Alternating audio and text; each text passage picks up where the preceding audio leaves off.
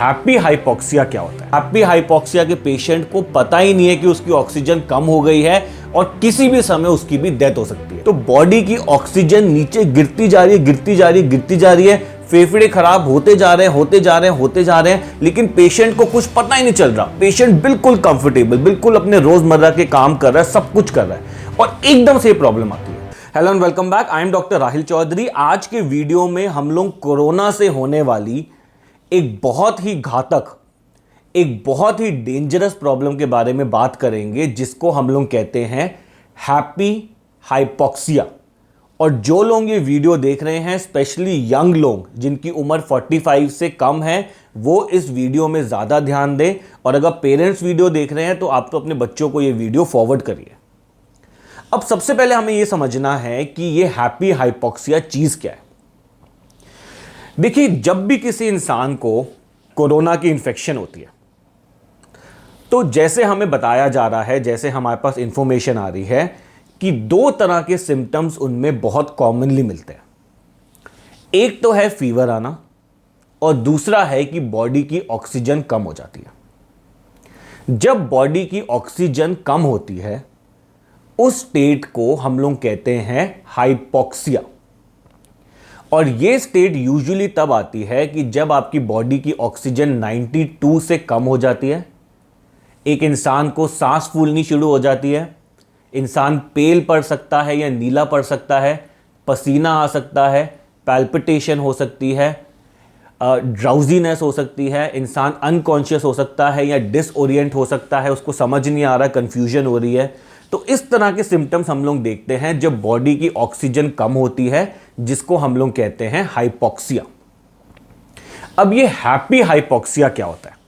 देखिए, happy hypoxia में कुछ भी हैप्पी नहीं है, ये कोई अच्छी चीज नहीं है, ये एक बहुत ही डेंजरस प्रॉब्लम है। ये प्रॉब्लम यूजुअली यंग लोगों को अफेक्ट करती है जिनकी उम्र 45 साल या 45 ईयर से कम होती है। हैप्पी हाइपोक्सिया में क्या होता है कि मान लीजिए एक यंग इंसान है, यंग इंसान की बॉडी स्ट्रांग है, उसकी इम्यूनिटी अच्छी है। तो जब एक यंग इंसान को कोरोना की इन्फेक्शन होती है, जब वो कोविड से संक्रमित होता है, तो बॉडी में तो इन्फेक्शन आ गई, लेकिन उस इन्फेक्शन के कोई सिम्टम्स नहीं आए, कोई साइंस नहीं आए।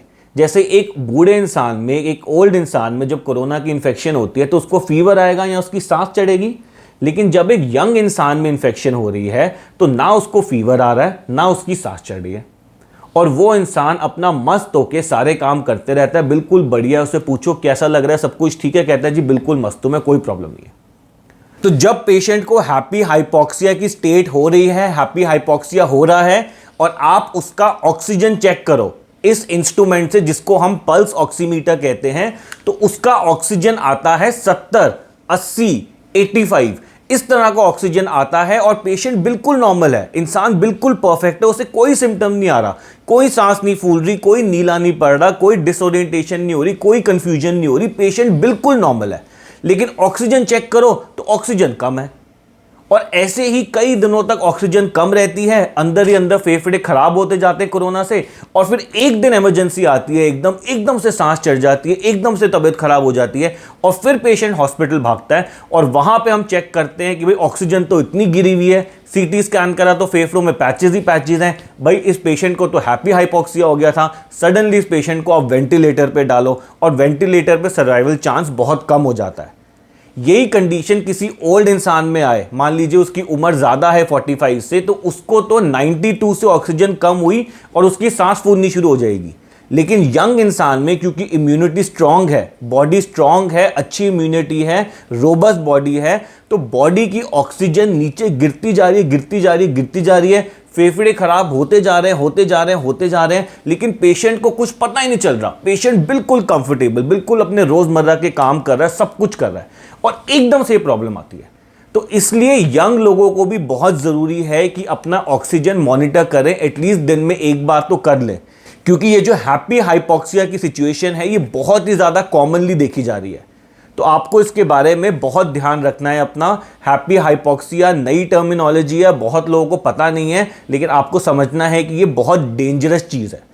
अच्छा, दूसरी बात यह है कि अब आपको यह भी समझना है कि कोरोना के नए स्ट्रेन्स आ गए हैं, म्यूटेंट स्ट्रेन्स आ गए हैं जो RT-PCR वाला जो टेस्ट है उसमें डिटेक्ट नहीं होते। तो RT-PCR का नेगेटिव होने का यह मतलब नहीं है कि आपको कोरोना की इन्फेक्शन नहीं है। आप दूसरे स्ट्रेन से भी इन्फेक्ट हो सकते हो जिसमें RT-PCR नेगेटिव आता है।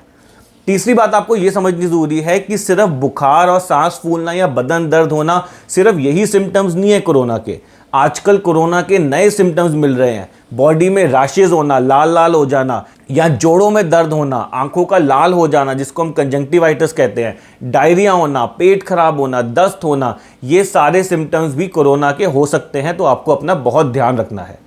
अगेन, आपके मन में और कोई प्रॉब्लम हो तो आप मेरे से कंसल्ट करिए। वीडियो कंसल्टेशन पे नीचे नंबर भी आ रहा है, या आप मेरे से कमेंट सेक्शन में भी पूछ सकते हैं। कोई भी आपके मन में डाउट हो और मैं कोशिश करूंगा उनके जल्द से जल्द आंसर दूं।